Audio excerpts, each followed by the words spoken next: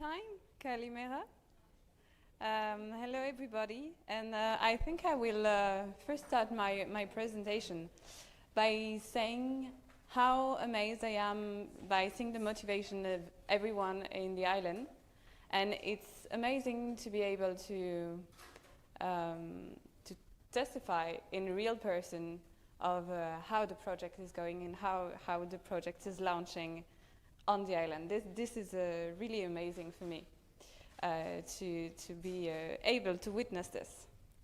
So I'm Claire Richard, and maybe we've met a bit before, and I'm representing today the association Beyond Plastic Med, which was funded in 2015, that's it, by 5 association members. Okay, don't think it works. Never mind. It was funded by the Foundation Prince Albert II of Monaco, Surfrider Europe, the MAVA Foundation, and the Foundation Tara Océan. These 5 big organizations working on the ocean conservation decided to team up in 2015 to give a presentation on the danger of plastic pollution in the Mediterranean. And they wanted to do more, they wanted to go further, and so a year later they launched the first call for micro-initiative and the first call for funding. And after they wanted to do more again, and so we became an association in 2019. So what BMed is doing is that we are funding each year some micro-initiative all around the Mediterranean, and we select between 10 and 15 projects per year, and the grant that we offer is 10,000 euros. It's okay, it's just a presentation. To be honest, I don't think it's the best one I've made. Never mind. Why are we working on the Mediterranean? First, because in total transparency, I think it's the best sea of the world, and it's the most beautiful. But also because it's very interesting to work at a regional level, because we noticed during all the week and during all the presentation that we have common issues, common goals, and of course, if we are not doing the same efforts on one part of the Mediterranean, then it can cause problems. Also because the geography of the Mediterranean is a almost closed sea, so that also encourages the challenge of working together. But that motivates us as well, because we share the same passion and the same attachment to the sea. So I guess this is also our force to work in the Mediterranean region. And then why are we working on plastic specifically? It's because it's kind of a dangerous material for the marine environment, and I'm sure all of you in this room is well aware of the danger in the marine environment on animals, but also on ecological level. The bigger part of plastic are doing harm to the environment by suffocation to the animals, entanglement, all sorts of harm, but as well as chemical problems.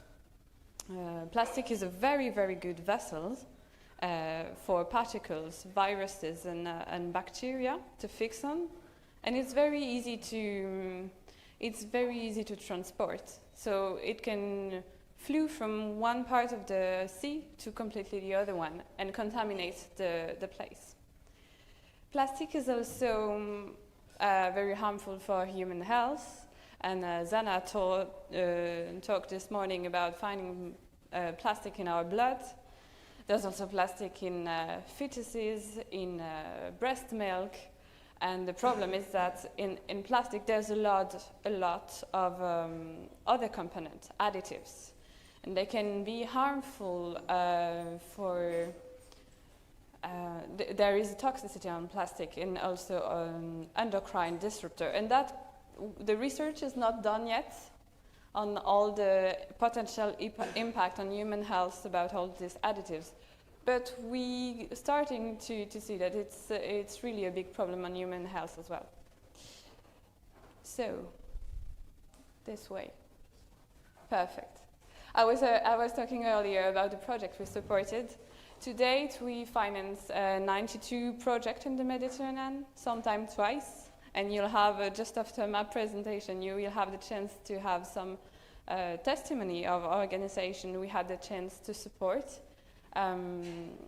So we are present for the moment in 15 countries around the Mediterranean. And so, as I said, we run this call for micro initiative each year. What we support is projects fighting against plastic pollution. And our philosophy is to reduce the plastic at its source. Because we had an amazing presentation on recycling, and this is part of the solution, obviously, and we have to continue finance it, increase the recycling rate, and do the most we can do to recycle what can be recycled. But at the same time, it's very important that we lower the consumption of plastic at its source and the consumption of single-use items. I'm very happy about the presentation of Zana this morning because we shared exactly the same value and we have some activities that goes together very well. And it's pleasing to meet some organization with the same goal. So our project goes from sensibilization of children to very local recycling stations. It works sometimes with very specific group of people, such as fishermen. We have a lot of projects with the tourism industry, which is a very important topic in the Mediterranean, and this is somewhere we can do a lot of efforts still, and there's a lot of initiatives that we can be inspired about. This is for the call for micro initiative, and we also had, for the moment it was only one time, but we also had a bigger call for funding specific to islands, because we believe islands could be a very good laboratory to implement solutions and to replicate it around the Mediterranean. We witnessed this all the week long. If we can do it in an island with all the challenges they're facing, we could basically do it anywhere. So I forgot about it on the slides, sorry. But we had the BIMED Island call, and it was 5 projects. The most important one was in the Balearic Islands, and they run a certification with the tourism industry. And that worked very well, and they're trying to export their knowledge abroad. So this is for the BIMED Island, and then we also have a community of practice of all the members that we supported, because we believe, and I think you all believe as well, I don't have to convince you, because the Elaphonisos Eco Association already contacted some of the BIMED members, and I think this is amazing to get solution from them, to be able to share advice, experience, and not to reinvent the wheel each time, you know. So we are building a community. It's not as simple as it does, but with motivated people as we have in the room today, it's going very much easily. And we have on our website, I put that here because we have a lot of resources on plastic pollution and how we can help. And you could sort by geographical area, and a lot of resources come from our members of the community. So it's an important display for the work all of the projects we supported have been doing.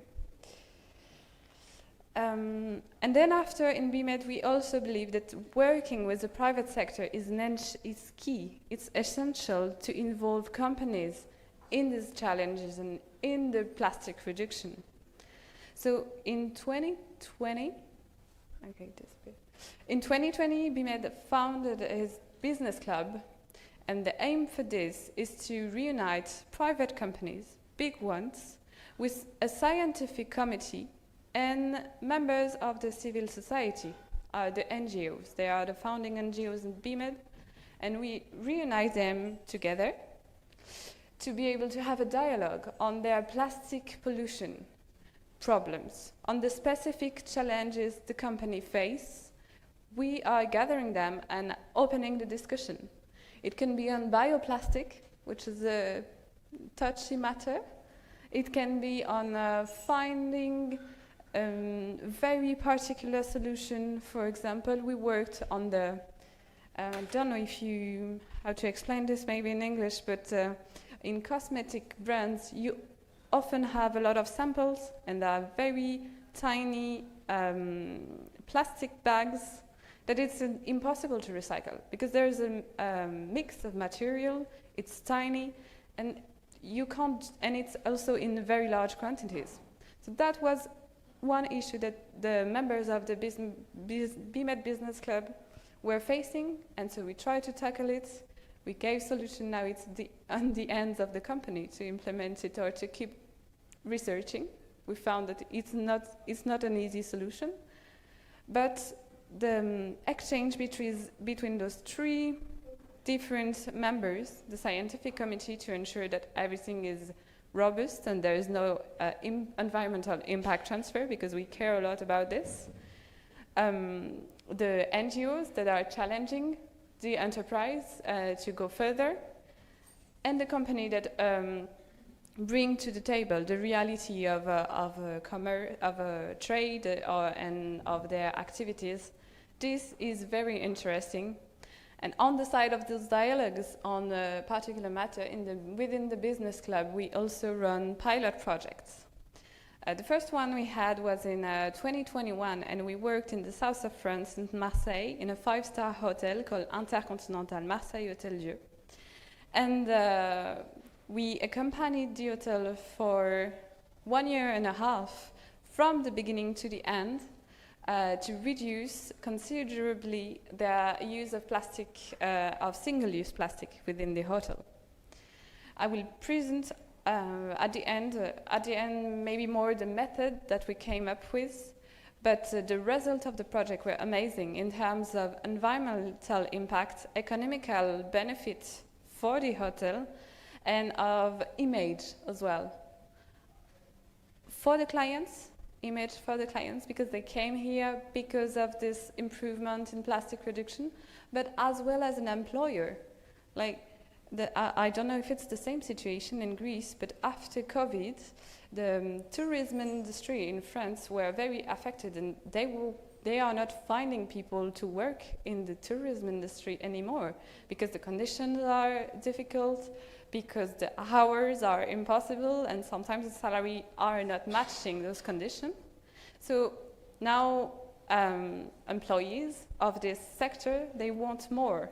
And this employer's image of going green and sustainable, they found that it's helping them to employ and to recruit new people. So this is the general result of the Intercontinental Marseille Hôtel Dieu project, and we're replicating it in Tunisia, Hammamet, also in a 5-star hotel called La Badira. And actually tomorrow is the launch, the official launch of the project there. And we are going to focus on other types of plastic. In Marseille, we were focusing more on the front office and how we can reduce plastic that are visible to the clients. So it was the amenities in the bathroom, it was the toothbrush, the chocolate milk pods, the water bottle, all this kind of thing. And in La Badira, we are exploring another area, which is the back office, everything that goes in the kitchen, and that we need to tackle. Like this, we will have a large éventail. Maybe someone can, yeah, okay, a large palette of solution, and as well in 2 different contexts. Tunisia and Marseille are very different in terms of waste management, in terms of supplier and availability of alternatives. So we are very interested in replicating this project with different components. that's the guide I was talking about. After the first pilot project, we wanted to share the most we can, the methodology and how we could help hotel. Actually, our goal is for hotel to be able to, in autonomy, being able to tackle this plastic problem and to guide them step by step and giving all the advice, all the traps, all the experience from the Intercontinental for them to engage in this approach and in this effort to reduce their plastic consumption.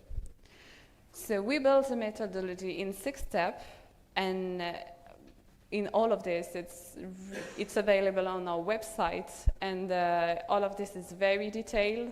It takes a little bit long to read, I have to confess, but it's designed for an hotel who wants to engage. They open this book and they have pretty much all they can ask for and all the guidance they can ask for to engage in this approach.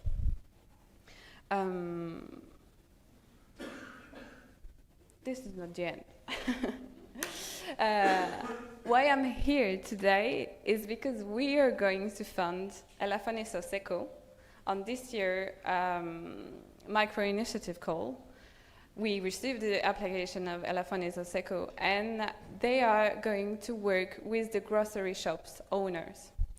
And we found that it's very interesting.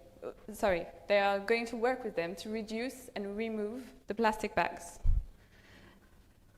We found that it's very interesting because we are interested in the supermarket subject, because this is obviously a high consumer of plastic.